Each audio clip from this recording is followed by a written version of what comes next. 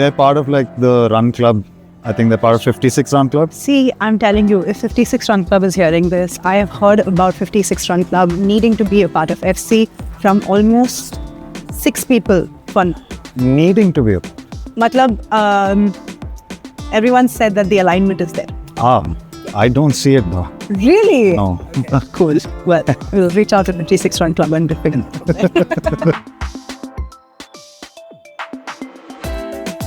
Hi and welcome. To introduce you guys, this is Anirudh Dhirendra. Yes, our next millennial debater for the Generations debate happening on 26th April. And we're going to talk to him about his involvement in it as well as just POV around our propositions. Sounds good. Thank you for having me. Coming. Tell me a little bit about why saying yes to FC matters to you, and or how does men's mental health have its importance in your life? So for me, I think I was able to really observe the transitions within me and my own mental health as a man. Started off as typical angry young man who's aggressive and angry with the world, wants to fight everyone in the world. He's been wronged by whoever in that moment. The one thing is that I always had sports as an outlet. So for me, whatever may have been suppressed, the only outlet that came out was in sports. So it wasn't like I had a negative impact with being angry. But then, given how my life panned out, so I went to the US for my undergrad, and that was a complete shift. Like, I can't be angry young man there anymore because it's not my country, not my safe space. So I had to like build a persona around it of being a more interactive, more approachable kind of person. Can I ask how old were you when? I was 19. So then that time spent there in itself was interesting because there was definitely subdued anger that was experienced there as well. But given that it was very different, processing it required more inward looks because, I mean, racism, all of that is all part of it as well. And I think grounding force was always sports. I started as a sprinter when I was 7 years old, continued being one throughout my life. And it's only once I became an adult that I started experiencing like an adult maturity towards things. But that also came from specific negative experiences. And so my understanding then became that the predominant catalyst for growth is pain. And so it's only when you have a painful experience that you can grow. The bigger problem with men is that they try to convince themselves that they don't need it, don't want it. And so that was something for me where I was like, okay, that is probably something that translates within FC and what FC is trying to do. And how I could have a voice as a man that could potentially help. How do you think your generation of men right now are dealing with mental health? I think our generation is very confused. And the biggest thing is that our generation has always had to play catch up to some extent.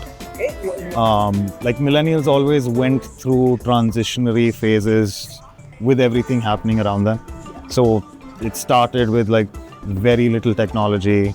We jumped into a technological era, then came the internet era very quickly after that. And then since then, it's only been trying to catch up with everything. Yeah, now it's AI, now and it's AI, and even now, like now from AI, it has now become relationships, understanding emotions.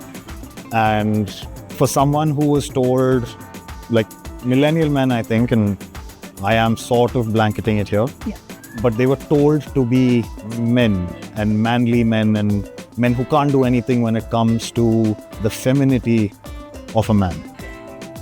And now suddenly it's like, no, you have to flip that over completely. Like, even if it comes to trying to find a partner romantically or even maintaining friendships, you now have to embrace the femininity more and become more of a feminine man than a masculine man.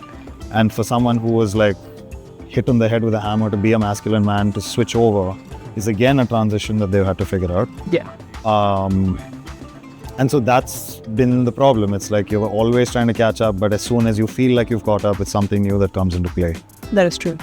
In terms of The whole catch-up transition is very interesting, right? So if you think about the generation of men before you, which is the ones who've actually given the script of this is how you should be, do you think we as millennial men are doing the same thing to the next generation, in the good way, bad way? So I think what happened is that we were so stuck on just trying to figure things out for ourselves, we couldn't really set up anything for the next generation. To some extent, I think we sort of idealized the generation before us from the manly man side of things. And so we tried to continue pushing that onto the next generation. So with the Gen Z kids, they came right off the bat being more confident, being a little more aware of who they want to be as men, which of course threatened us because men get threatened by other men very quickly, and especially confident men threaten men a lot more.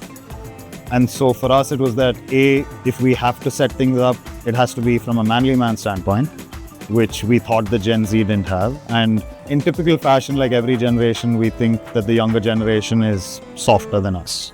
That becomes the go-to thought process. That's the easy punching bag. Yeah. We'll continue this and be like, no, you guys are soft. You guys need to go through what we went through. Then only you'll understand. That is something we could have done better. Yeah. What are you not looking forward to? I'm very keen to see what the Gen Z men have to say with regards to mental health. Mainly because I interact with a lot of Gen Z men and I tend to hear all the right words. I think what they've figured out is how to tell you what they think you want to hear. And it's not genuinely what they mean or what they're actually thinking. It's not there in practice. Because it's not there in practice at all. Yes. And of course, it's stemming from a place of insecurity or like trying to figure out how you need to fit in.